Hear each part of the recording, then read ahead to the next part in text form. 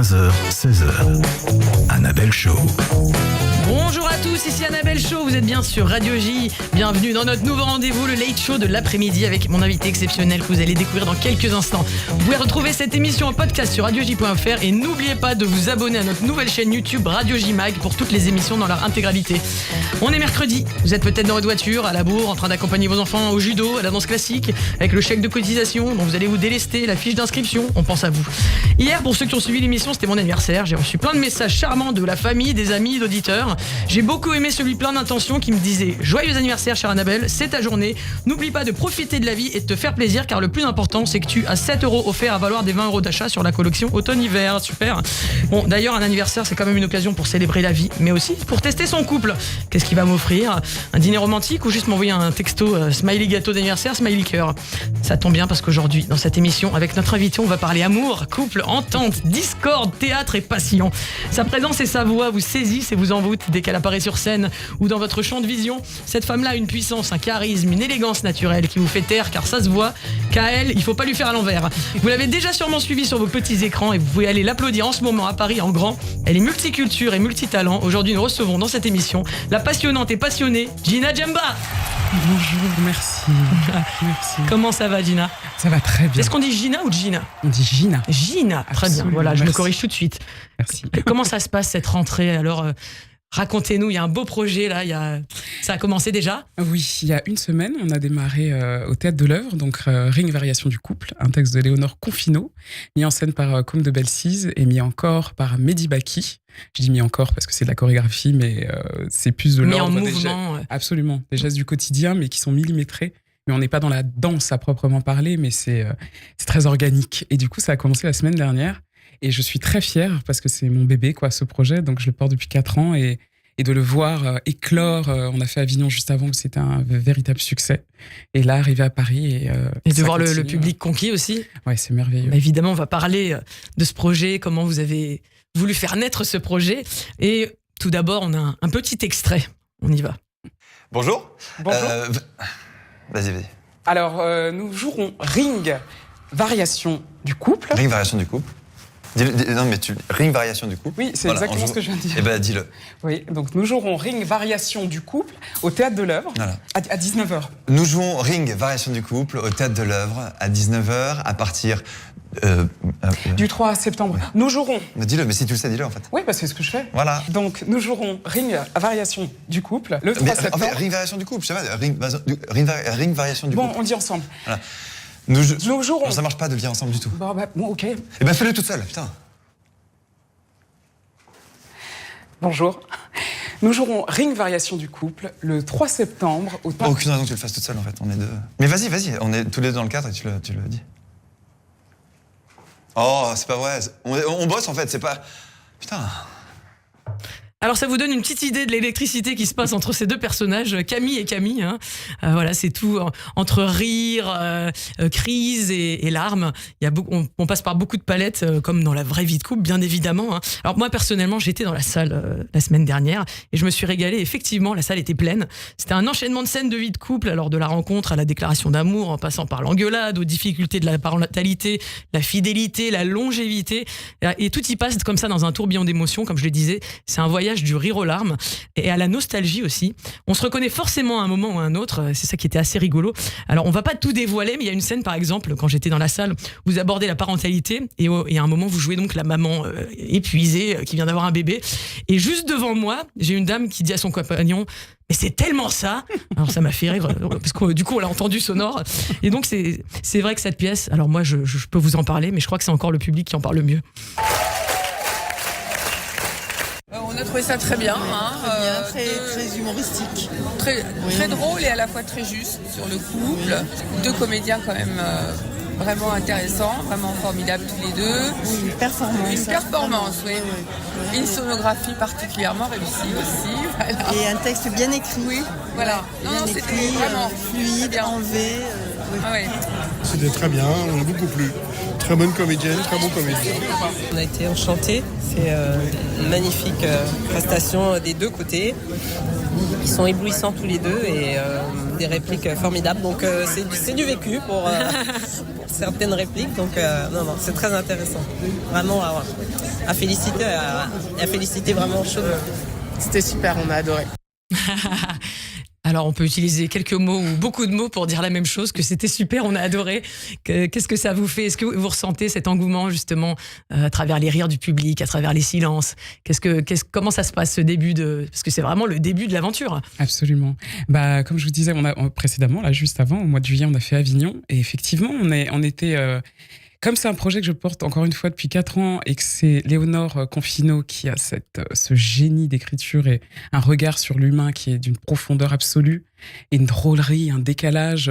Du coup, j'ai vu évidemment les nouvelles étapes de réécriture, chose qu'elle ne faisait pas. Parce qu'en fait, vous ne la connaissiez, pour revenir un petit peu dans le détail de cette histoire, vous ne la connaissiez pas avant et vous êtes tombée amoureuse de cette pièce, si on peut dire.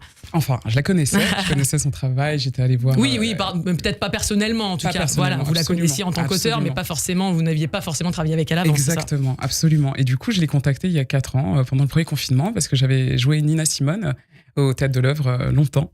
Et après ça, je me suis dit, tiens, qu'est-ce que je peux monter? Et je regarde dans ma bibliothèque et je tombe sur ce livre tout fin. Je me dis, mais oui, j'avais souvenir parce que ça avait été précédemment monté il y a 12 ans, presque. Avec Audrey Dana et Samy Ouajila. Exact. Et du coup, je me souviens avoir, pendant la représentation, fermé les yeux pour entendre ce texte qui me percutait en plein cœur. Et je me suis dit, un jour, j'espère pouvoir faire quelque chose de ça. Et donc, j'ai contacté Léonore, on ne se connaissait pas. Elle m'a tout de suite répondu. Elle m'a dit qu'elle ne retouchait jamais ses textes. Mais là, ça lui donnait envie. Je lui ai parlé. Comme quoi, on dit jamais, il faut jamais dire jamais. Exactement. Et je lui ai demandé, par exemple, il y a notamment une scène face à un thérapeute de couple qui n'existait pas. Et je lui ai demandé si elle pouvait rajouter une scène comme ça, si ça pouvait l'inspirer. Elle a réécrit. Elle a écrit tout court d'ailleurs cette scène. Donc c'est vraiment une version inédite. Et du coup, pour rejoindre votre question, c'est vrai que l'engouement des gens, le rire, le silence très, très tenu comme ça, presque on entendrait un souffle. Ouais. Les gens sont happés et vraiment brinque-ballés d'un endroit à l'autre. Et puis des fois, ils savent pas s'ils ont le droit de rire. Absolument. Parce qu'on passe comme ça dans des ruptures. Absolument. C'est vrai que ça va très vite. C'est un exercice de style que j'aime, que j'affectionne particulièrement, le sens de la rupture. Et c'est vrai que du coup, nous, avec Amaury de Créancourt, qui est mon partenaire de génie, on est vraiment hyper portés, heureux de savoir que ça a cet impact-là. Je n'étais pas très surprise par rapport au texte de Léonore. Mais pour le coup, de l'incarner et de savoir que de le vivre, c'est oui, c'est les uppercuts sur scène se transmettent vers le public. Quoi. Exactement. D'où le nom Ring, pour ceux qui n'auraient peut-être pas suivi Ring, donc comme le ring de boxe. Exactement. Et peut-être aussi comme le ring, l'anneau de mariage. Absolument. Voilà, c'est bon, j'ai tout bon, ouf, j'ai passé l'examen. Alors, j'ai envie un peu plus de vous connaître, vous aussi. Alors, je vous propose un petit jeu, voilà, pour improviser. Je vais vous donner 3 mots. On va essayer de les caser dans cette conversation. Et vous-même, vous allez me donner 3 mots que moi, je vais devoir caser dans cette conversation. Pour un peu casser la rigueur de l'interview. Ah, super. Alors, je commence, c'est moi qui vous les donne. Comme ça vous met sur la voie. Alors, vibrato. Alors, je suis resté dans votre registre, quand même. Cocon et parcimonie. Voilà, je vous donne ce petit papier.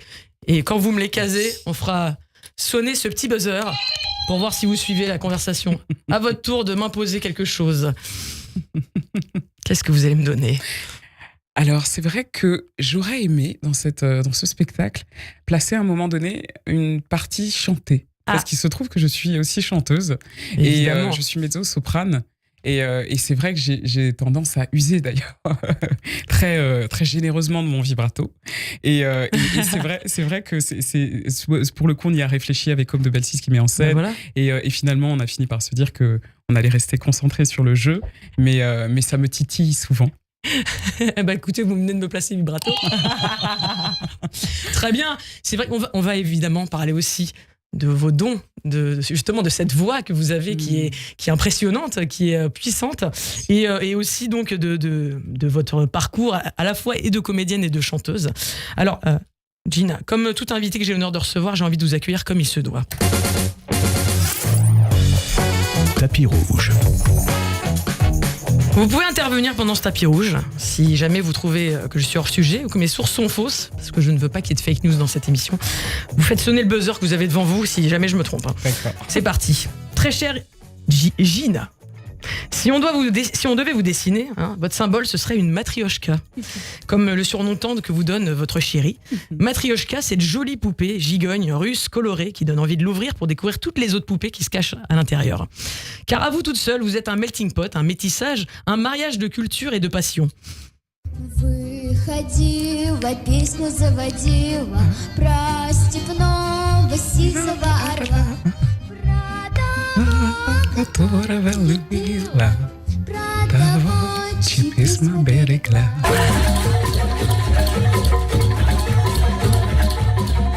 On devrait faire un mix des deux styles de musique. On pourrait, il y a de quoi faire. Ouais. Vrai, hein. Je crois que votre chéri fait de la musique. Ouais. Ça pourrait le mettre sur la voix. Complètement. Un style que je sais pas comment on l'appellerait, mais un style Hybride. camerouno-russe. Absolument, ou russo-camerounais. Voilà. Vous êtes donc un doux mélange entre le folklore du Nord et celui du Sud, fruit d'un amour entre une maman russe, Nina Nauma Youverna. Mais non, c'est pas ça. Nina Naumova. Naumova, pardon. Et Yurevna. Yurevna, Alors, c'est son deuxième Alors, prénom. je vais le prononcer correctement pour vous. Nina Naumova Youverna. Youverna. Oui. Ah ouais, je prends des cours de russe avec vous. Formidable. Oui, j'ai un peu de sang qui est passé par la Russie moi-même, donc c'est pas trop resté. Mais Si, ça s'entend. donc vous êtes un mafé au borch, hein, ou l'inverse. Hein. Absolument. Oui, ça doit être ça vaut hashtag mixed girl, hashtag Afro-Russian. Absolument. Hein, c'est comme ça que vous signifiez que vous identifiez sur les réseaux sociaux. Ouais. Avec un patrimoine génétique pareil, donc cela fait de vous un caméléon, aussi entre robustesse et légèreté, capable de souffler le chaud comme le froid, au carrefour du respect des traditions et d'un grand sens de la famille, de la tribu. Ouais. Absolument. On va y revenir. Cette valeur-là, donc, vous allez la vivre enfant, à la maison. Ça parle en russe, ça danse, ça chante. Vous faites partie d'une famille d'artistes, il me semble. Alors, entre une sœur danseuse, prof de danse, c'est ça ? Absolument. Et un frère photographe. Oui, un photographe, réalisateur, qui a été longtemps directeur artistique chez Because Music. Il est multi. Un peu touché à tout, ouais. Absolument. Bon, comme vous, quoi. C'est génétique, si je comprends bien. Donc voilà, pour ceux qui regarderont le live, voici l'affiche. Et il a travaillé avec vous sur ce projet à l'image. Comme sur Nina Simone, il a fait d'ailleurs la vidéo que vous avez vue tout à l'heure, plus toutes les photos, l'affiche, tout. Ah bah ça c'est magnifique. Quoi de mieux que d'avoir un comédien que d'avoir un frère qui fait des books photos gratos. C'est formidable. Donc vous allez aussi perpétrer aujourd'hui dans votre vie ce sens de la famille. Hein, votre compagnon donc Julien Vanier, avec qui vous avez joué, avec qui vous créez de la musique. Et quoi de mieux pour une comédienne chanteuse que d'avoir dans sa vie un compositeur musicien gratos aussi. Hein. Donc petite, vous êtes timide, c'est ce que vous dites, mais la scène vous transcende et l'envie de jouer vous vient très tôt. Vous allez donc suivre le cursus dans les règles de l'art. En gros, pour faire simple, avec vous, il n'y a pas de demi-mesure. Soit vous faites les choses, soit vous les faites pas. Vous avez donc un côté guerrière dont on a bien besoin dans ce métier et dont on a bien besoin en tant que femme dans la vie tout court, je crois bien. Inscription au cours Florent, check. Audition pour entrer au conservatoire, check. Admission pour entrer au conservatoire, check. Premier rôle dans une grosse production, check. Et pas n'importe laquelle, s'il vous plaît. Vous allez jouer Madame de Tourvel dans des pièces mythiques. Dans la pièce mythique, voilà. On reprend sur la diction. Les liaisons dangereuses mises en scène, s'il vous plaît, par... Malkovich. Oui, John Malkovich himself. Ce projet vous donne encore plus confiance en vous. On vous donne l'opportunité de chanter et ça va vous ouvrir encore une fois une nouvelle perspective. Quand on a une voix puissante, chaude comme la vôtre, pouvant descendre dans les graves du jazz et monter dans les aigus du lyrique, pourquoi ne pas interpréter l'artiste emblématique à la voix la plus singulière du monde de la musique ? Nina Simone. Donc ça, c'est vous.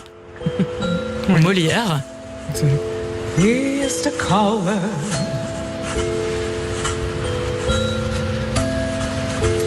of my true love's hair. Black is the color of my true love's hair. Et c'est vrai, quand on vous entend, sans même vous avoir entendu chanter, on se dit que c'est vraiment quelque chose qui pourrait vous aller, ce personnage, avec cette voix incroyable que vous avez. Et comment ça vous est venu, ça ? Alors ça, comme tout, comme un appel, je sais pas, par moments, c'est comme ça, des éclairs qui traversent, des fulgurances, absolument. Et Nina Simone m'a habité depuis toujours. Enfin, sa voix me bouleverse et j'ai appris à connaître la personne, la femme, et la face cachée de la femme. Et j'ai découvert un livre de Gilles Leroy, Nina Simone, roman. Et je suis tombée des nues, je me suis dit, il faut absolument en faire quelque chose. Et une version théâtrale qui est finalement une pièce de théâtre musical, parce que je chante énormément dans ce spectacle.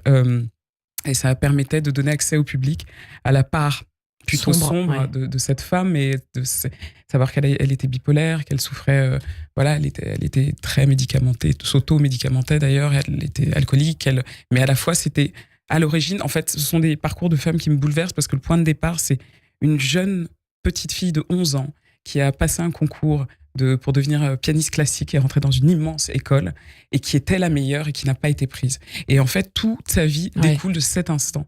Et en fait, je trouve ça bouleversant à combien un événement de vie peut déterminer tout le reste, en fait. Et ça tient à une personne près, en fait. Absolument. À un oui ou à un non. Quoi. Absolument.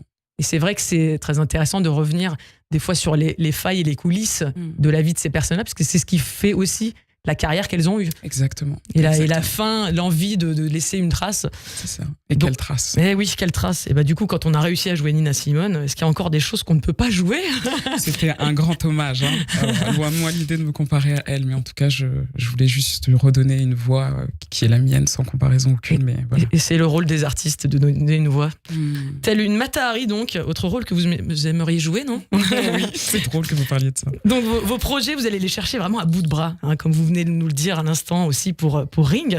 Et en fait, si je comprends bien, vous vous offrez les rôles que vous voulez, quoi. Vous vous battez pour les rôles que vous voulez. C'est Absolument. vous qui écrivez votre carrière. Absolument. C'est vrai que je suis tout autant ouverte au plateau de cinéma, de télé, voilà, j'ai toujours tout fait. Mais comme mes fondements de base sont le plateau de théâtre, je suis de l'actorat. C'est ce qui vous anime voilà. À la base. Exactement. Donc je me suis dit, s'il y a bien un endroit où je peux choisir, et c'est le théâtre. Et du coup, je ne peux pas accepter n'importe quel rôle. Je peux pas. C'est vrai que ayant travaillé en plus avec John Malkovich, donc ça vous a mis une exigence en plus. Absolument. Ouais. Et du coup, je me suis dit bon, pour ne pas être déçu, en tout cas, je préfère à la rigueur moi aller au charbon et essayer de voilà, me donner effectivement la chance d'interpréter des rôles que j'ai envie de. Vous êtes une interprète entrepreneuse. Ouais, on peut dire ça comme ça. Je pense qu'il le faut aujourd'hui, en tout cas pour tous les acteurs, s'il y a un message à passer. Oui, c'est sûr. Je crois que c'est très important. Oui, n'attendez pas le coup de fil. Absolument. Allez au charbon, quoi, entre guillemets. Ouais. Oui. Et en même temps, c'est vrai que le théâtre offre cet espace de liberté que des fois on ne peut pas retrouver dans les médias, dans le cinéma. Donc ça vous permet à vous de pouvoir jouer tout ce que vous voulez en réalité. Exactement. Sans limite et sans. D'ailleurs, peut-être que on va y revenir également, mais ce rôle que vous avez eu de Madame de Tourvel, est-ce que ça n'a pas été le point de départ de se dire mais je suis libre, je joue tout ce que je veux ? Absolument. Justement, et il y a déjà quelques années.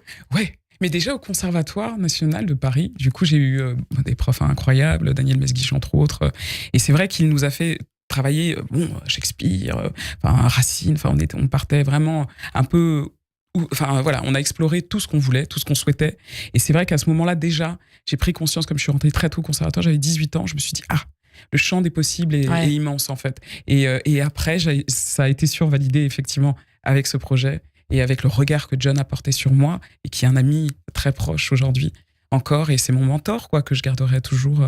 Et quel mentor ? C'est une chance de ce que vous êtes en train de dire, de pouvoir commencer sa carrière avec la possibilité de ce champ des possibles justement. Parce que pas mal de gens, de comédiens vont vous dire j'ai commencé dans tel théâtre ou telle école et on m'a dit toi c'est plutôt ce genre de rôle là.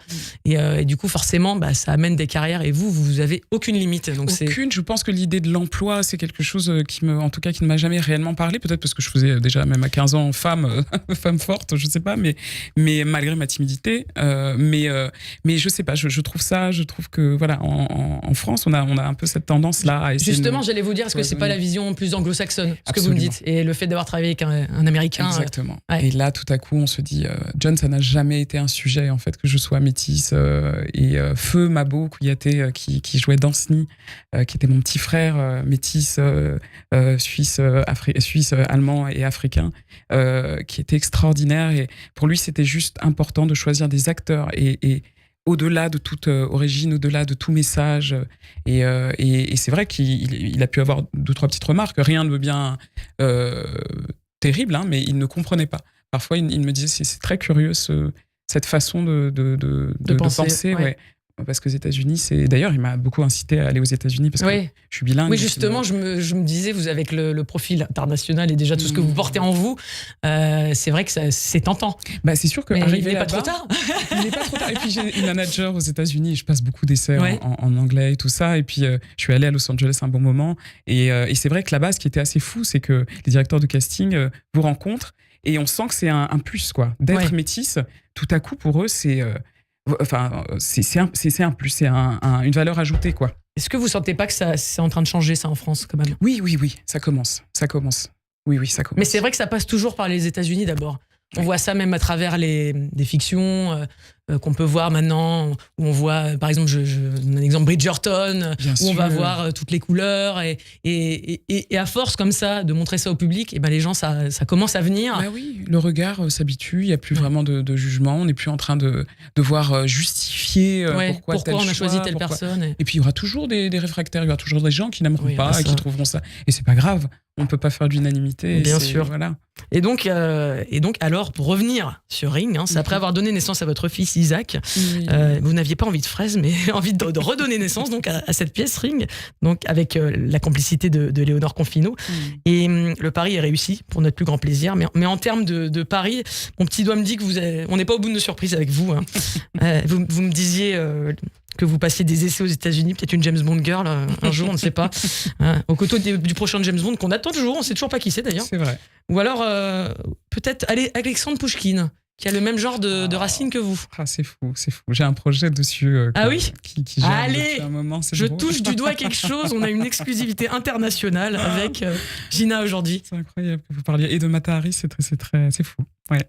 Bravo. Donc des choses à venir en plus. Ouais, toujours. Et comme chaque expérience nourrit la prochaine expérience, foncez voir Ring, Variation du couple. D'ailleurs, ça s'appelait pas Variation du couple à la base. Ça s'appelait Ring tout court. Ring tout court, ouais. Et justement, ces variations du couple, c'est pour montrer la version 2.0, je dirais. Absolument, 2.0, elle n'avait pas d'enfant à l'époque, Ring, de la première version de Ring, Léonore. Donc du coup, elle a eu ses 2 filles entre-temps. Et donc son écriture est évolutive, quoi. Donc pour elle, les variations, c'est les variations de la vie. Et du coup, en partant elle est partie du postulat que maintenant, tous les 10 ans, elle ferait une nouvelle version. Et je trouve ça assez beau. En plus, il y a quelque chose de joli dans variation du couple. C'est le côté variation, c'est le terme qu'on utilise en danse. Absolument. Les variations, les chorégraphies. Et c'est vrai que c'est très chorégraphié. Ouais. Vous disiez, c'est très subtil, mais c'est vraiment un ballet dansé de ce couple. Il y a une harmonie à la fois dans l'harmonie et dans la discorde. Absolument. Et c'est vrai qu'il y a des scènes notamment, que j'ai retenues, ces scènes où vous êtes en arrêt sur image, qui disent énormément de choses. Comment, quand on fait un arrêt sur image dans une engueulade de couple, à quoi ça ressemble ? Et vous faites ça, mais alors on s'y croirait. On croirait qu'on a mis pause sur notre télé et qu'on y est. Génial. Ça, c'est le génie de Mehdi Baki, qui est un ami très proche, qui a travaillé avec Yoann Bourgeois, avec James Tiré. Il a un rapport, il est aussi acteur. Ah oui. Et il a un rapport à la qualité du mouvement. Ouais. Donc il n'a rien laissé au hasard. L'école du mime, l'école du... Exactement. Tout passe. Tout. Et Dieu sait que c'est important au théâtre. Oui, j'ai été très frustrée. Très souvent, je vais voir énormément de théâtre, bien évidemment. Et souvent, je me dis, ces acteurs sont merveilleux. C'est dommage que l'engagement du corps ne soit pas... Et encore une fois, c'est l'école française contre l'école américaine. C'est ça. On y vient de plus en plus, mais c'est vrai que les anglo-saxons font beaucoup plus passer de choses par leur corps. C'est ça. Après, j'emploierais peut-être pas ce mot-là, parce que nous, on est plus dans... Il y a un côté très intellectuel, et le verbe... Dans le texte, dans l'écrit. Et qui prime. Donc voilà, c'est une autre approche. Mais c'est vrai. Bah écoutez, on va continuer à en parler, parce que c'est passionnant. Dans quelques instants, on se retrouve avec Gina Djemba, qui joue Ring au Théâtre de l'Œuf. Foncez voir ce petit bijou de comédie et d'émotion. Et en attendant, on retrouve Etanit Belaïch pour le Flash. 15h, 16h. Le Late Show de l'après-midi.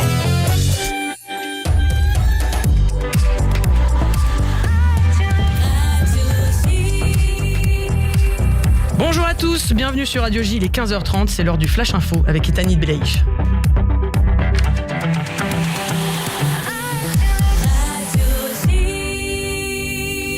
Bonjour Etanit. Bonjour Annabelle, bonjour à tous. Les alertes à la roquette retentissent dans le nord d'Israël. Le Hezbollah a lancé plusieurs missiles anti-chars contre la Galilée en début d'après-midi, notamment contre la localité de Methoula. Plus tôt, Tsahal a ciblé 2 terroristes du groupe chiite à Maïs al-Jabal dans le sud du Liban. L'un d'eux a été éliminé. 2 soldats israéliens ont été tués et 7 autres blessés dans un accident d'hélicoptère de l'armée israélienne. Cela s'est produit à Rafah, dans le sud de la bande de Gaza, dans la nuit. L'incident fait l'objet d'une enquête de l'armée de l'air. En Judée-Samarie, un Israélien de 20 ans a été grièvement blessé dans un attentat à la voiture bélier ce matin. Un camion qui transportait du gaz a foncé sur une position de Tsahal au carrefour d'Assaf, près de Bethel. Le terroriste a été neutralisé. Le Canada a suspendu une 30aine de permis d'exportation d'armes vers Israël hier. Cette décision s'inscrit dans le cadre d'une révision des contrats d'armement canadiens avec l'État hébreu et d'autres pays. Le gouvernement avait déjà cessé en janvier d'approuver de nouveaux permis pour l'exportation de matériel militaire vers Israël. Aux États-Unis, les candidats démocrates et républicains à la Maison-Blanche, Kamala Harris et Donald Trump, se sont affrontés dans un débat télévisé hier soir. La vice-présidente américaine et l'ancien chef de l'État se sont mutuellement accusés de mentir sur des sujets liés à l'économie, l'avortement, l'immigration ou encore la guerre à Gaza.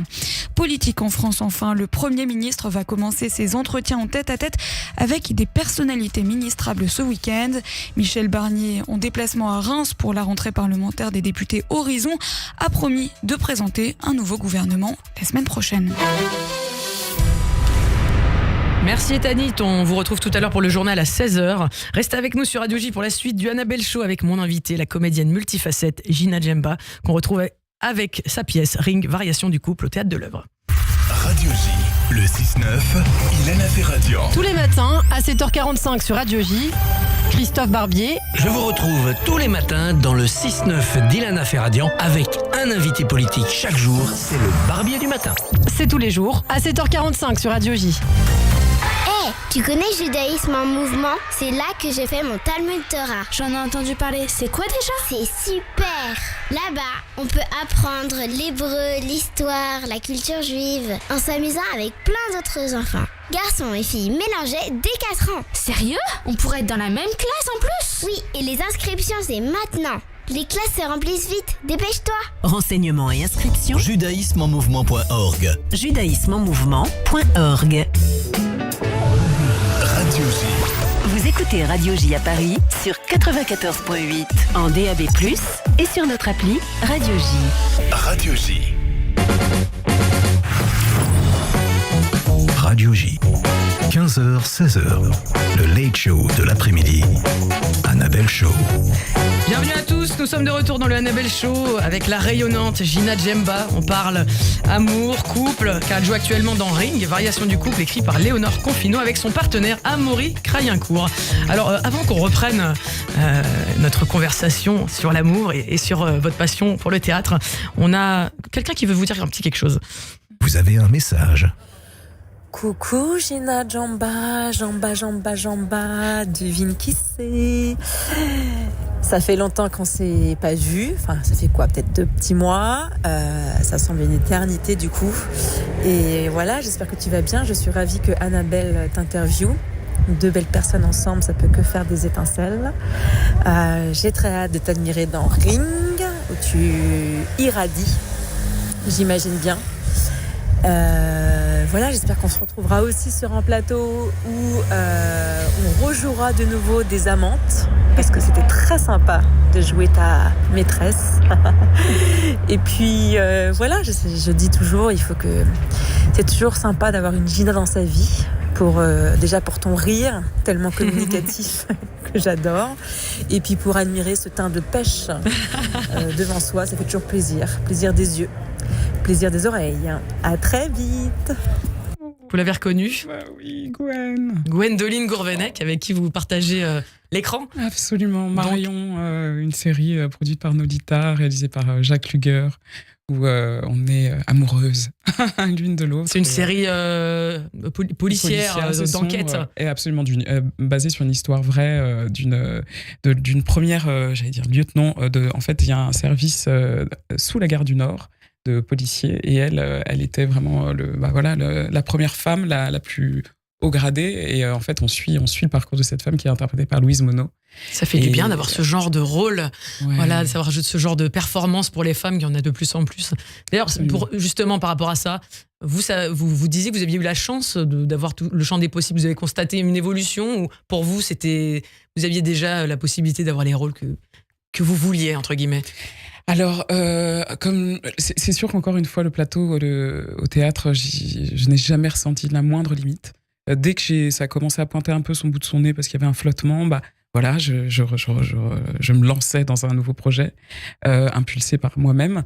Mais peut-être à l'image, j'ai longtemps été en questionnement, à savoir est-ce que je correspondais, est-ce que c'était si difficile de justement m'envisager dans des rôles. C'est assez complexe parce que quand on est justement assez grande de taille, avec un métissage comme le mien, avec une voix comme la mienne, c'est parfois compliqué. Oui, on a tendance à vouloir mettre un peu les gens dans des cases et vous êtes dans plein de cases en vrai. Oui, exactement. Je crois que c'est ça. Pas qu'on la trouve pas, c'est que en fait, mais il s'agit de susciter l'imagination des réalisateurs du coup. Oui, absolument. Et je crois que cette pièce, les liaisons aussi, j'avais déjà eu de très belles retombées, mais cette pièce le permet vraiment. Si, en tout cas, on invite beaucoup de cinéastes, notamment Cédric Lapiche qui va venir, parce qu'il y a un rapport très proche au public. On n'est pas dans des codes, c'est pas codifié comme une pièce classique où tout à coup on déclame. On est quand même dans un rapport assez intime, assez proche avec les gens. Ouais. Oui. Et du coup, je pense que ça peut, et même pour Amaury de Créancourt. Oui, ça va vous ouvrir à d'autres registres. Exactement. Justement, parce que dans la richesse de cette pièce, et on peut le souligner, c'est que donc on voit des tableaux se succéder, alors avec pareil une mise en scène très fluide, c'est vraiment à la seconde près, on passe d'un personnage à un autre. Et donc, ce qui est intéressant pour le public, c'est qu'il va s'identifier au personnage qu'il veut à n'importe quel moment. Et d'une certaine manière, on ne vous met ni d'âge, ni de... Enfin, vous pouvez représenter n'importe qui, en fait. Exactement. Et ça, justement, quand vous dites qu'on veut vous mettre dans des cases, dans cette pièce-là, on vous suit où que vous nous emmeniez, en fait. Absolument. Et c'est pour ça que j'ai choisi vraiment ce texte-là, parce qu'elle a encore une fois ce génie. Léonore, elle sait que je l'aime, c'est devenu une sœur véritable. Et c'est vrai qu'il y a même la déclaration d'amour à un moment donné. Ah oui, alors justement, excusez-moi, mais je reviens là-dessus, parce que vous avez une scène mythique. Mais alors, cette déclaration, on a donc une déclaration d'amour d'une meilleure amie, le classique, je dirais. Le classique. Mais alors, c'est mis en mots et en jeu grâce à votre performance d'une manière, mais c'est extraordinaire. Donc vraiment, foncez voir. Rien que pour cette tirade, ça vaut la tirade du nez. Vraiment, la déclaration d'amour au meilleur ami, c'est quelque chose. C'est beau parce qu'on a l'impression de retrouver là tout à coup de voir de jeunes amants. On a l'impression d'être dans l'adolescence. Tout à coup, on bascule dans la parentalité, dans les responsabilités. On traverse. C'est pour ça que c'est chouette parce que effectivement, il y a des différentes facettes de l'évolution. Oui, il y a de l'espoir, il y a de la trahison, il y a... Et c'est vrai que c'est des choses qu'on vit en permanence. Et c'est intergénérationnel, c'est-à-dire qu'on a eu toutes sortes de publics, du plus jeune au plus âgé. Et j'ai le souvenir du père de notre scénographe, Natacha Markov, qui est merveilleuse, qui est très âgée et qui m'a dit qu'il était, qui est russe d'ailleurs, et qui m'a dit qu'il était profondément bouleversé. Et c'est très, très touchant, quoi, de pouvoir faire ce grand écart. Et encore une fois, ce génie, réside beaucoup dans les mots choisis pour. On a une autre déclaration d'amour pour vous. Moi, je le découvre. Ces deux acteurs exceptionnels, une des meilleures autrices qu'on ait en ce moment dans le contemporain. Donc voilà, c'est un moment magique, unique, singulier. Je rajouterais à ce qu'a dit Julien Boisselier que c'est riche, c'est créatif la mise en scène. Pendant une bonne heure et demie, il y a plein d'idées, plein de trouvailles. Tout ça a un charme fou. Oui, j'ai pas parlé de la mise en scène, mais parce qu'on ne la voit pas, donc elle est présente et en même temps absente. Donc c'est la plus belle qualité d'un metteur en scène. Il a su se mettre en retrait et laisser les acteurs et le texte devant. On comprend tout, c'est évident, c'est universel, c'est un spectacle magnifique. Alors on aura reconnu, pour les aficionados, l'acteur Julien Boisselier, ainsi que le producteur et ex-journaliste Alexis Trigaro, que j'ai reconnu à la sortie, et qui avait le sourire jusqu'aux oreilles. Et donc c'est pour ça que voilà, ils se sont exprimés avec une grande spontanéité. Et effectivement, ils soulignent ce travail de la mise en scène. Voilà, tout est dans dans le fait justement de l'oublier, cette mise en scène. Absolument. Tellement elle est fluide. Exactement. Et je suis bouleversée par Gwendoline, qui est une amie très proche que j'aime profondément. Pour la petite histoire, on est tombé enceinte au même moment quand je préparais justement Ring, et c'est drôle. On a un vrai rapport très très beau, et ça me bouleverse. Et d'entendre Julien, que je connais depuis des années, et Alexis également, Julien qui est un ami très proche également, et dont j'admire le travail. Je trouve que c'est un comédien extraordinaire et un metteur en scène fabuleux, et qui a cette même approche que peut avoir Côme de Bellecize. Il sait se mettre en retrait également pour laisser vraiment les acteurs s'exprimer et prendre aussi leur espace, quoi. Mais les idées sont vraiment là. Nous, on avait fait beaucoup de conciliabule et tout ça avec Côme, qui arrivait un peu au dernier moment, parce qu'en fait, au départ, c'est Anne Bouvier qui devait mettre en scène. Ensuite, avec qui vous aviez déjà travaillé par ailleurs. Absolument, sur Nina Simone, qui mettait en scène Nina Simone, qui est la marraine de mon fils d'ailleurs, Isaac. Et, on la salue. Et oui, Anne, si vous nous écoutez. Ouais. Et ensuite, j'ai voulu le mettre en scène. Et après, je me suis dit, bon, c'est un peu compliqué quand même, 2 acteurs sur scène. Je préfère donner ça à quelqu'un. Et Léonore a eu cette idée merveilleuse de penser à Côme, dont je connaissais le travail. Et je trouve qu'il a un rapport il sait particulièrement bien faire travailler les duos. Oui. Et ce qui est primordial, justement, j'allais y venir. Comment ça s'est passé le choix d'Amaury Crayencourt, parce que évidemment, dans ce genre de pièce où vous jouez non pas un seul couple, mais plein, puisque vous jouez plusieurs variations, comme on l'a dit, et il faut qu'on y croie, nous, le public. Il faut qu'on y croie que vous êtes amoureux et que vous vous détestez à des moments, et que voilà. Donc comment ça s'est passé cette rencontre avec Amaury, votre partenaire de scène? En fait, c'est vrai que ça, encore une fois, c'est un éclair on se connaît depuis très longtemps avec Amaury, et longtemps je lui ai dit, écoute, un jour on travaillera ensemble.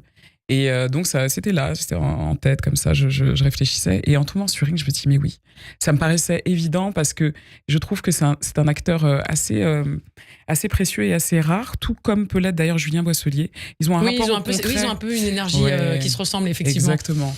Au concret, ancré dans le présent. Ils ont une façon d'aborder le quotidien. Spontané, ouais. Et c'est assez déroutant, parce qu'on sait que c'est très écrit. Et à la fois, il y a un côté très naturel, ouais. Et absolument. Ouais. Et parce qu'il fait aussi beaucoup d'images et tout ça, mais en même temps, il sait se transposer au théâtre. Et il se trouve que, voilà, on s'est retrouvés sur le plateau. C'était un pari de ma part. Étincelle immédiate, et voilà, et le public est conquis, c'est fabuleux d'avoir un coup de foudre artistique pour jouer un coup de foudre pour de vrai sur scène. Ouais, et c'est vrai que vous formez, donc encore une fois, comme je vous ai admiré, vous formez un duo très complémentaire, à la fois lui avec cette espèce de charme maladroit, et vous avec cette fragilité puissante, je dirais. Donc ça représente bien un couple qui pourrait exister vraiment dans la vraie vie. Et donc vous avez chacun, et ce qui est bien, c'est que vous avez vraiment chacun des moments où vous vous êtes mis en lumière, vous complétez aussi dans le jeu, c'est-à-dire il n'y en a pas un qui fait de l'ombre à l'autre. Exactement. Donc lui aussi, je vais parler de votre monologue à vous, mais alors il a aussi une scène extraordinaire au moment où vous êtes dans votre bain. Alors vous irez voir comment on fait un bain au théâtre, parce que aussi la mise en scène est très judicieuse. Et c'est vrai qu'on vous voit tous les deux dans des petites pépites de scène, donc j'espère que ça vous portera chance, à la fois maintenant sur ce projet et pour la suite, pour d'autres choses. Allez savoir. Donc je reprécise Amaury de Crayencourt aussi, qu'on a vu dans des fictions, qu'on a vu, voilà, qui effectivement. Alors du coup, vous avez abordé justement ces cases dans lesquelles on vous met. J'ai envie de revenir sur le côté image du métier de comédien. Alors j'aurais dû vous tendre un miroir, mais il s'est cassé. Donc voilà, je vous le tends quand même. Je ne veux pas des 7 ans de malheur. Hein. Ah non. Mais voilà, vous ne vous coupez pas. Quand vous regardez à l'intérieur de ce miroir, vous qui avez donc traversé les personnages et traversé les années d'expérience, qu'est-ce que vous vous dites avec le recul ? Avec tout ce que vous venez de me dire sur voilà, les emplois qu'on veut bien vous donner, ceux que vous créez vous-même, qu'est-ce que vous vous dites à vous-même ? Je me dis que ce qui a pu être pour moi comme des fardeaux ou en tout cas des déceptions quand j'étais plus jeune, pensant que tout devait arriver comme ça, un peu sur un plateau. J'ai dit pourtant, je pense pas être placée à un endroit de prétention ou d'ego particulier, mais je pensais que dans la suite logique des choses, les choses allaient arriver, voilà. Et en réalité, ça m'a rendu service. Ouais. Parce que du coup, ça m'a permis de sortir de ma zone de confort et d'aller creuser, d'écrire des scénarios aussi, parce que je développe aussi d'autres choses en parallèle. Et ça a été fondamentalement une leçon et ça m'a permis de grandir et de devenir beaucoup plus mature et plus responsable. Beaucoup plus forte. Et plus forte et moins en attente. Ouais. Et donc, je suis assez fière. C'est bien. Ouais, c'est une belle chose. C'est important de se le dire. Bien sûr. Dans les carrières, c'est vrai que dans les carrières d'artistes, on a beaucoup de hauts, de bas, de déceptions. Et c'est vrai que de temps en temps, c'est bien aussi de savoir prendre du recul, de se dire... Est-ce que c'est bien ce qu'on a fait ? Est-ce que j'ai le droit de dire non ? Vers où j'ai envie d'aller ? Exactement. Donc en tout cas, c'est un beau message que vous passez aux comédiens qui pourraient nous écouter, ou même à n'importe qui a envie de s'investir dans un projet. Ouais. Voilà, à un moment, il faut s'écouter et y aller, quoi. Et y aller sans s'auto-juger, s'auto-censurer, se dire que ça ne marchera pas. C'est très bizarre parce que j'ai parlé à un jeune acteur dont j'ai oublié le prénom, mais j'ai la carte, je l'ai noté, qui m'a parlé après le spectacle, très jeune, 21 ans, et qui me disait vraiment le théâtre, c'est ma vie, je suis habité par ça, et j'ai essayé de lui donner à mon échelle des conseils qui sont ne lâche pas, ne sois pas en tout cas dans le...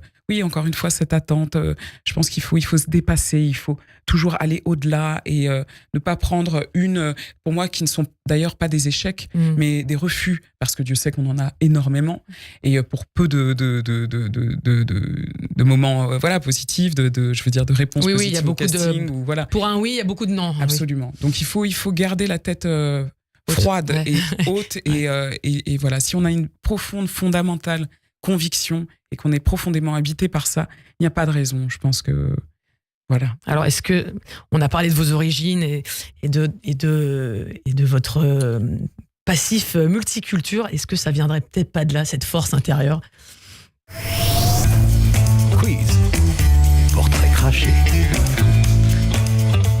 Dans les parcours, il y a aussi évidemment d'où on vient et la transmission de nos parents. Alors, vous avez donc un modèle d'ouverture d'esprit, bien évidemment, et avec des cultures, comme je le disais précédemment, avec des valeurs, avec le partage, et aussi peut-être l'amour de l'art, en fait. Parce que ce soit chez les Russes ou au Cameroun, on aime l'art, on aime la danse, on aime le chant. Je pense à un film, par exemple, sur la Russie, qui s'appelle Le Barbier de Sibérie, avec l'acteur extraordinaire Oleg Menchikov et Julia Osmond. Ça vous parle ? Évidemment. Et donc dans ce film, on voit justement cette mentalité russe, à la fois évidemment la froideur du combat du soldat, et en même temps tout ce folklore très chaleureux. Vous avez ressenti ça, vous, en étant enfant ? Ah, complètement. J'ai été élevée en plus principalement par ma mère, parce qu'ils ont divorcé assez tôt avec mon père, mais même si je l'ai vu quelques fois quand même dans ma vie. Et c'est vrai que moi, la culture russe, on parlait autant russe que français à la maison.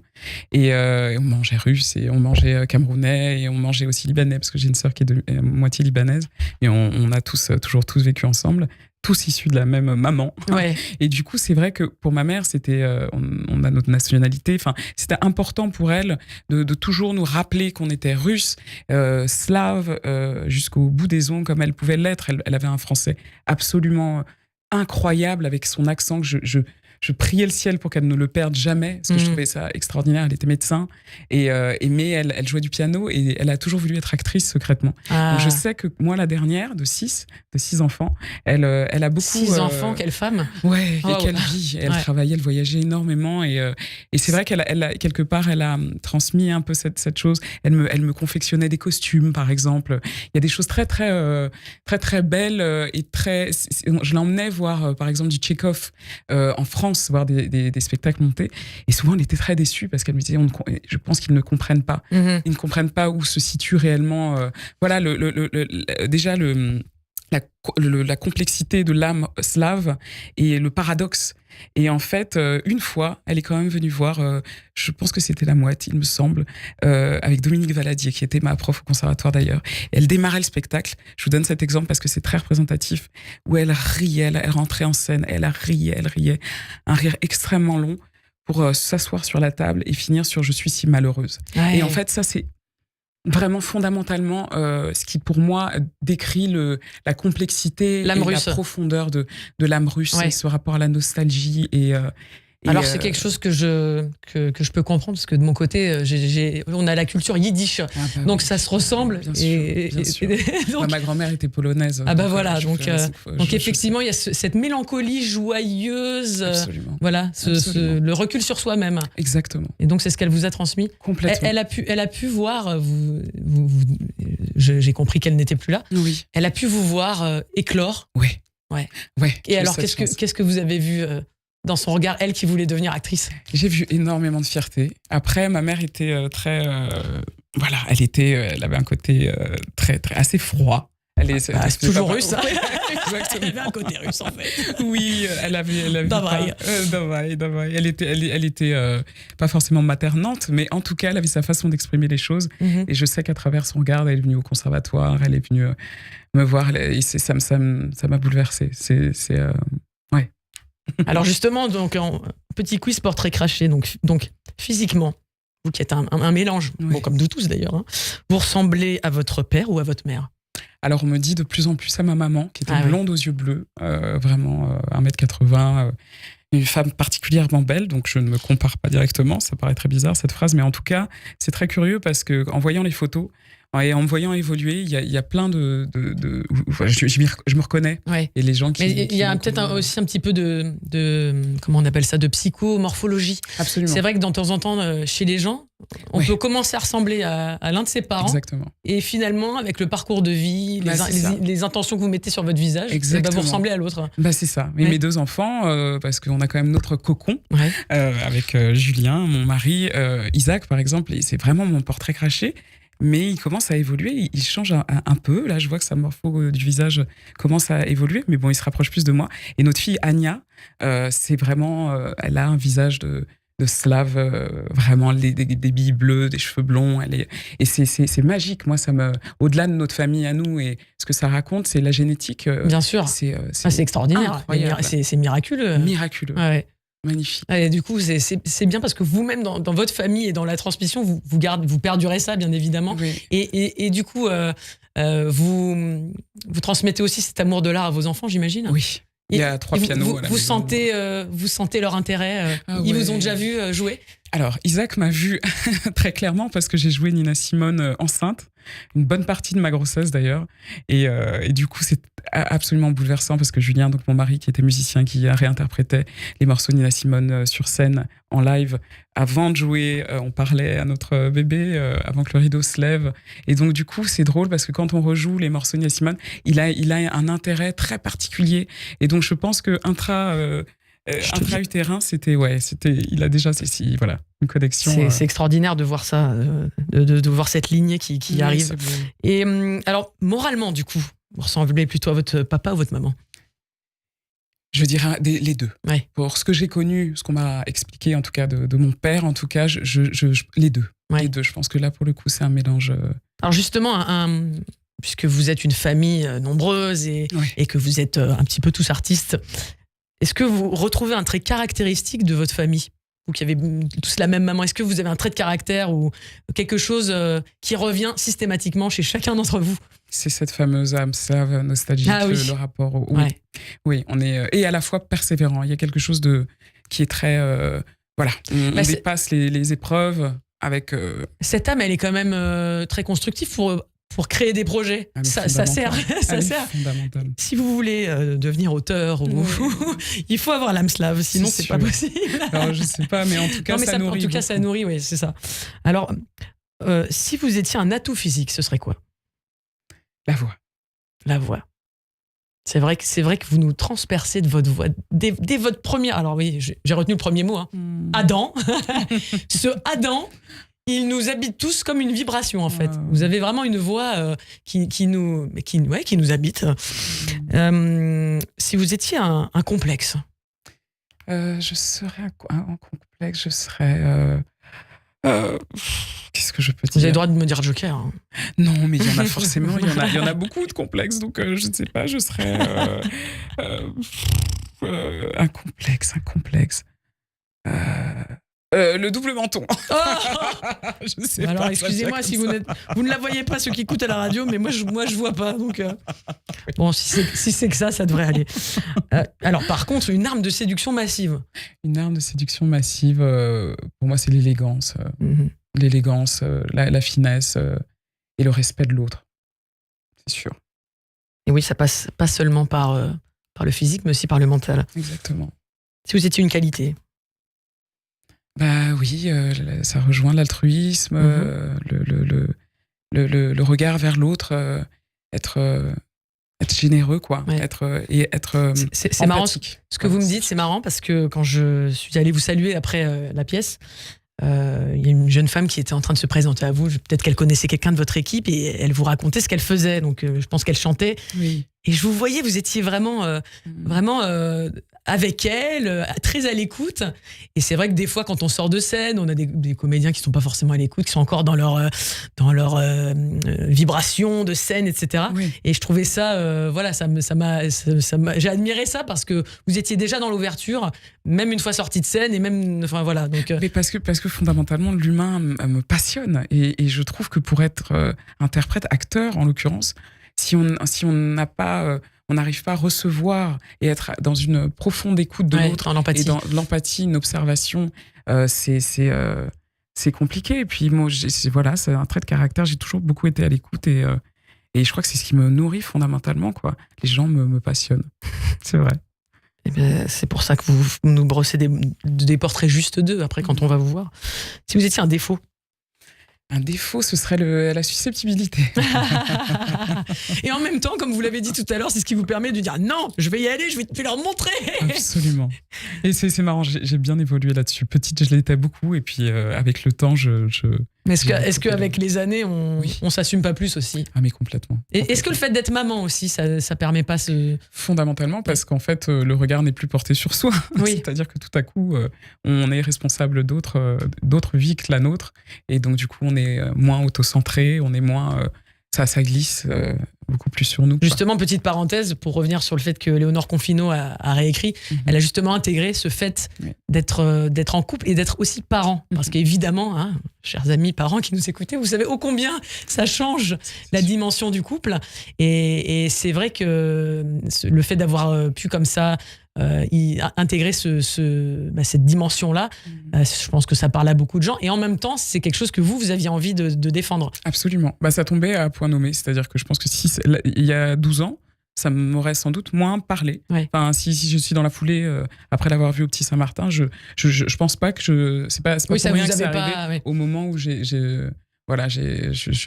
eu mes enfants et que Léonore a fait évoluer ce texte en parlant d'elle-même, de la maternité. Si vous étiez une émotion. Alors, on a parlé de l'âme slave toujours. La tristesse. La tristesse. Ouais. Et le rire à la fois. Et la joie. Bon, l'âme slave, quoi. Vraiment, je pense qu'il n'y a pas d'autre mot. Si vous étiez un animal. Je serais une panthère. Ah, mais bien sûr. Il y a quelque chose de très félin quand on vous voit, et encore une fois, cette puissance du corps et d'élégance à la fois. Et alors, ce qui est assez drôle, c'est bon, là, vous n'êtes pas en panthère, mais quand je suis allée vous voir au théâtre, vous étiez en panthère, habillée en panthère. D'ailleurs, souvent, les gens de l'Est, ils aiment bien. Non, je vous dis ça, peut-être pas pour vous, mais moi, ma grand-mère, elle adorait la panthère et elle venait de Pologne. Et dans une autre vie, vous ressembleriez à qui ou à quoi ? Alors là, je vise très très haut, mais c'est parce que j'ai une amie, Zita Enro, qui m'a parlé de ça en sortant du spectacle. Gina Rowlands. Comme quoi, on revient sur votre prénom. Totale. C'est admirable. On revient avec vous dans quelques instants pour encore parler de Gina Djembal à découvrir cette fameuse pièce Ring, variation du couple. Foncez, allez la voir au Théâtre de l'Œuvre. C'est dans quelques instants pour la cerise sur le gâteau du Annabelle Show. Mais tout de suite, on retrouve le journal avec Etanit Belaïch. 15h, 16h. Le Late Show de l'après-midi. Radio J. Bonjour, c'est Lise Gutmann. Le 10-11, Lise Gutmann. Ravi de vous retrouver tous les matins au programme Judaïsme, divertissement, communauté. Radio J. Le 7 octobre 2023 a changé à jamais le destin d'Israël et du peuple juif, qui font face à une nouvelle réalité. Dimanche 6 octobre 2024 à 15h à Paris, nous, l'ensemble des institutions sionistes, des organisations communautaires et des collectifs citoyens, nous allons rendre hommage aux victimes du terrorisme du 7 octobre. Ensemble, nous allons exprimer notre solidarité avec le peuple d'Israël dimanche 6 octobre à 15h à Paris.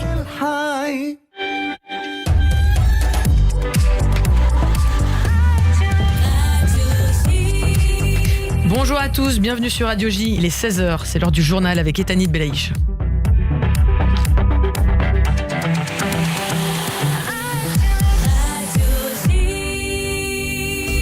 Bonjour à tous. Au 341e jour de guerre en Israël, le Hezbollah a lancé plusieurs missiles anti-chars contre la Galilée en début d'après-midi, notamment contre Metula.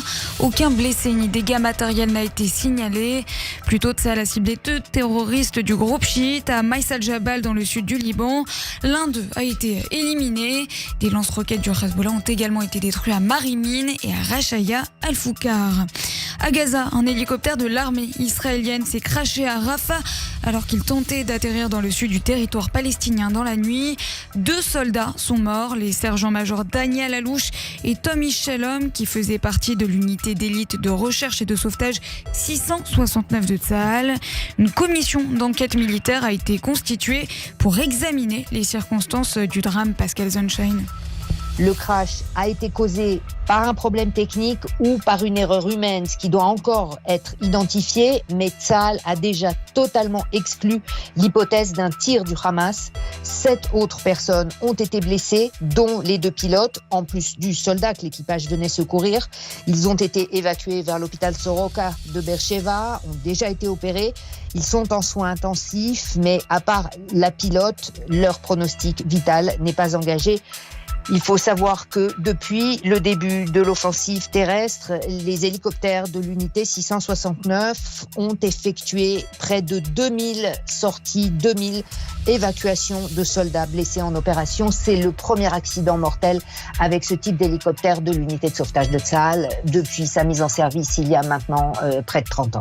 Notre correspondante en Israël, Pascal Sunshine. Et puis un attentat a été commis en Judée-Samarie ce matin. Un camion a foncé sur une position de l'armée israélienne au carrefour d'Assaf, près de Bethel.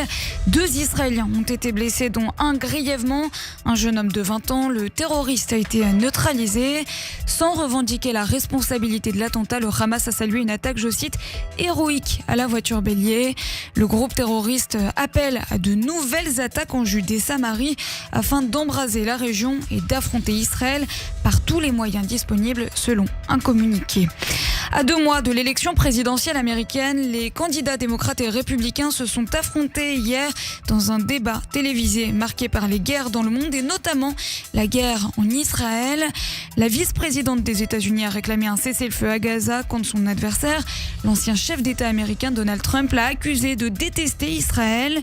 Israël disparaîtrait sous une présidence Kamala Harris, selon le républicain Donald Trump, qui a également affirmé que les conflits au Moyen-Orient et en Ukraine n'auraient pas éclaté sous sa présidence. Des affirmations mensongères pour la candidate démocrate Kamala Harris. Toute ma carrière et toute ma vie, j'ai soutenu Israël et le peuple israélien, il le sait très bien. À nouveau, il essaie de semer la division et de distraire le public par rapport à la réalité. On sait très bien que Donald Trump est faible et il a tort vis-à-vis de la sécurité nationale et la politique étrangère. On sait très bien qu'il admire des dictateurs. Il veut devenir dictateur le premier jour de son mandat, il l'a dit lui-même. Nous savons qu'il faut qu'on ait un président qui n'est pas faible et qui ne se trompe pas sur la sécurité nationale et surtout l'importance de défendre et de respecter nos forces armées. Kamala Harris, la vice-présidente des États-Unis, est candidate à la Maison-Blanche hier soir, traduite par BFM TV. Selon un premier sondage publié par la chaîne CNN, Kamala Harris est la grande gagnante du débat présidentiel. 63% des personnes interrogées ont estimé que la candidate démocrate avait surpassé Donald Trump. 3 attentats ont été déjoués pendant les Jeux Olympiques et Paralympiques de Paris cet été. Annonce faite ce matin par Olivier Christen, procureur national antiterroriste. Une première attaque a été évitée contre des établissements de type bar autour du stade de Geoffroy-Guichard à Saint-Étienne, tandis qu'un autre groupe avait plutôt planifié des attaques contre les institutions israéliennes ou des représentants d'Israël à Paris. Politique enfin, le Premier ministre Michel Barnier promet de nommer un nouveau gouvernement la semaine prochaine, 2 mois après la démission du gouvernement Attal. Le nouveau locataire de Matignon va commencer ses entretiens en tête-à-tête avec des personnalités ministrables ce week-end. En attendant, Michel Barnier est à Reims pour rencontrer les 33 députés du groupe Horizon, le parti d'Édouard Philippe. Il y aura bien sûr des membres du parti dans le gouvernement, assure le Premier ministre. Il doit ensuite se rendre en Seine-et-Marne pour s'entretenir avec les 36 élus du MoDem.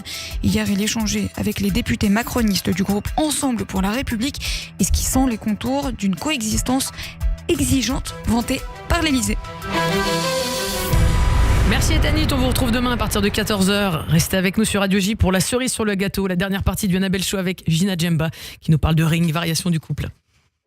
Radio J. Vous écoutez Radio J à Paris sur 94.8 en DAB+, et sur notre appli Radio J. Radio J. Radio J. Radio J, 15h, 16h. Annabelle Show. Bienvenue si vous nous rejoignez dans le Annabelle Show. Pour ceux qui n'étaient pas là, nous sommes en direct avec Gina Djemba, qui est actuellement au Théâtre de l'Œuvre. Foncez, allez la voir dans Ring, variation du couple, écrit par Léonore Confino avec son merveilleux partenaire aussi, Amaury de Carignancourt. Alors, c'est vrai que, chère Gina, on a parlé de plein de choses et on a parlé d'amour.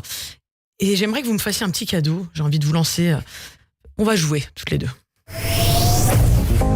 Au défi. Alors, vous qui aimez chanter, vous avez d'ailleurs des références de chanteurs et de styles très variés. On va écouter ça d'ailleurs.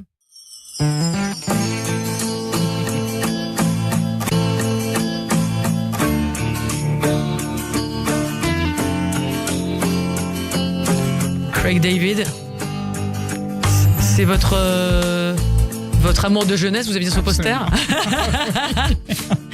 donc voilà, ce côté soul, mais aussi d'autres références.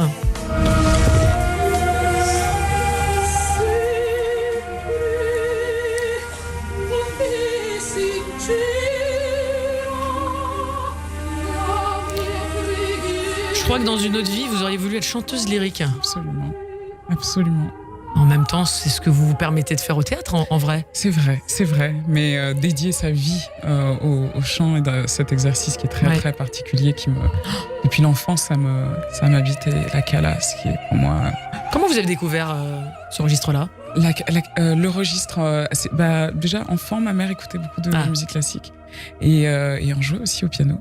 Mais c'est vrai qu'après au Conservatoire national, on avait des profs de chant qui me poussaient beaucoup à chanter dans ce registre-là, et du coup j'ai exploré vachement de... Et je crois aussi que John Malkovich vous a entraîné à chanter. Magnifique. Il vous a poussé, si je me trompe pas. Et absolument, il m'a laissé seule sur scène.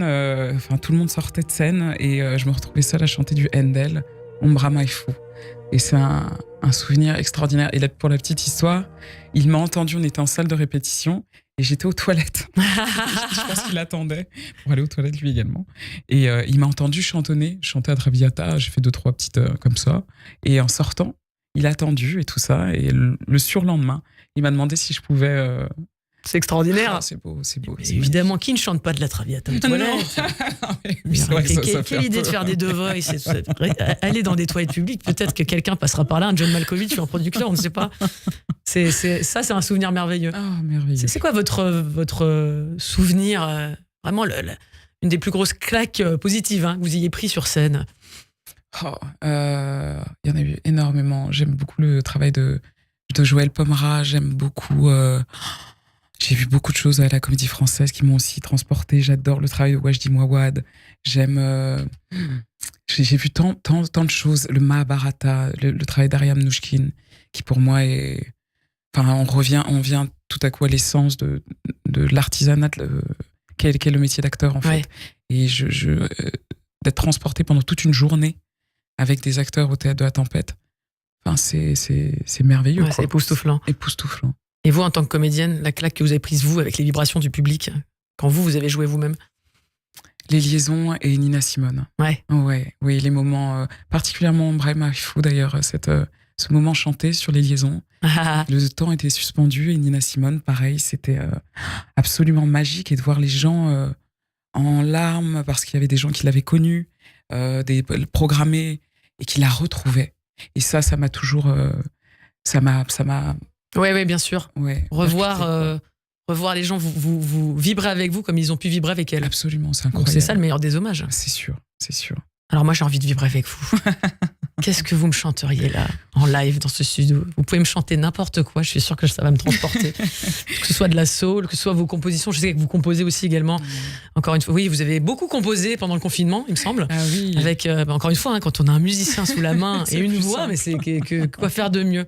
Et pour bercer le bébé aussi. Exactement. Je vais rebondir sur cette phrase, justement. Et c'est Nikos Aliagas qui m'a contacté d'ailleurs pendant le premier confinement, qui avait regardé mon profil sur Instagram et qui m'a fait une émission comme ça, un live Instagram. C'était magnifique. Il m'a mis un coup de projecteur hyper élégant, voilà. Et du coup, en parlant de berceuse, j'en ai une qui me vient, que je chante depuis toujours à mes enfants, que je vais chanter avec parcimonie.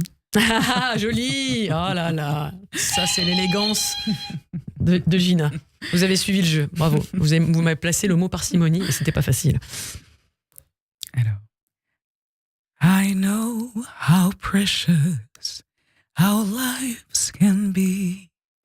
I dedicate this moment for you and me.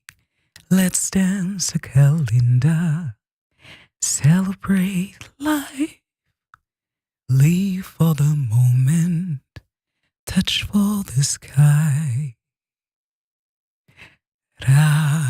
Расцветали яблони да груши, поплыли туманы над рекой, выходила на берег Катюша, на высокий берег на крутой, про того, которого любила, про того, чьи письма берегла. C'est moi que vous allez faire pleurer. On vient de vivre un truc extraordinaire. Vous ne pouvez pas imaginer, mais si vous pouvez, parce que ça traverse les ondes, l'émotion qu'il y a dans ce studio. Et vous faites ça comme une prière. Est-ce que le chant, c'est une prière? Moi, si vous allez me faire pleurer, non, mais c'est une vraie prière, oui. En plus, cette chanson, pour moi, ça veut dire aussi pas mal de choses. Alors, j'y vois mes grands-parents, j'y vois tout mon folklore, donc vous avez choisi ces piles. C'est le talent de la comédienne, ça.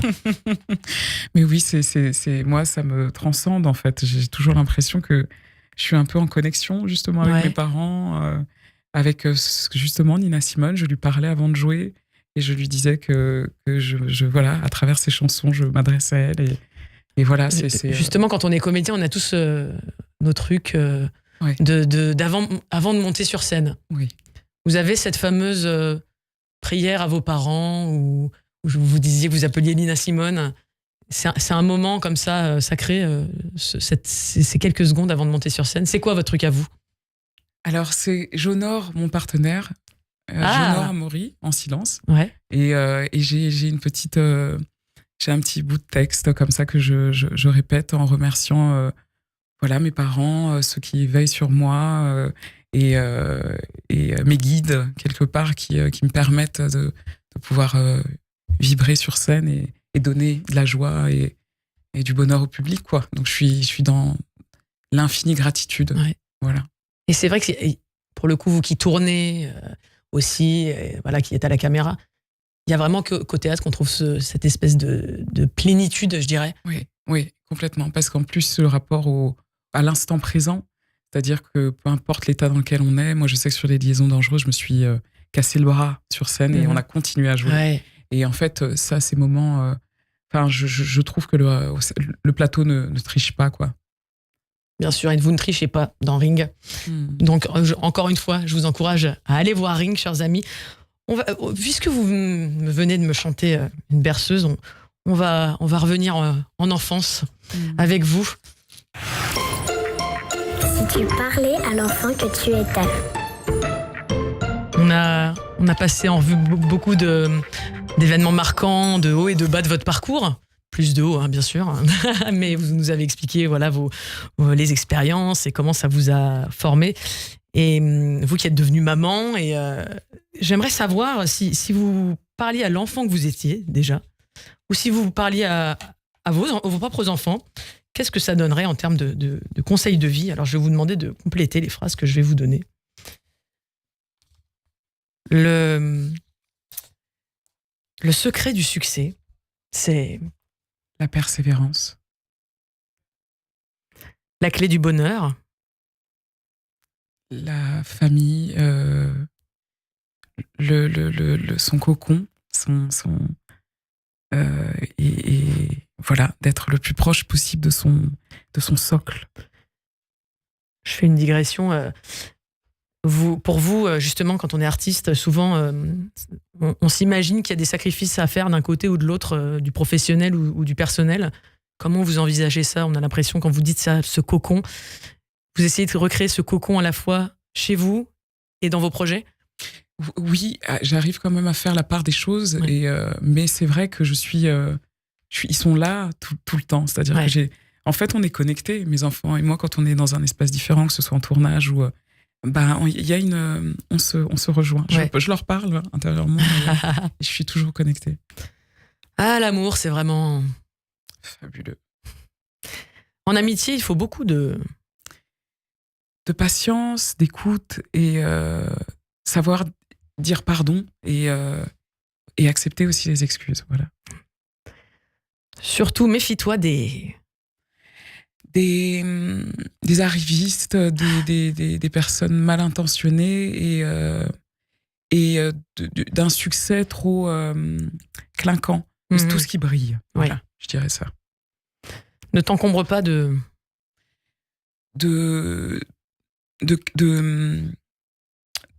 tes défauts, enfin, du moins du regard que les autres portent sur toi. Des barrières. Parfois, exactement, sont parfois des critiques, des défauts. Vraiment se défaire de ça pour avancer et être centré et avoir confiance en soi réellement. Et dans la vie, tu ne dois jamais oublier que je t'aime, que je vous aime. Ça, c'est important de le dire à ses enfants, mais de se le dire à soi-même aussi. Absolument. N'est-ce pas?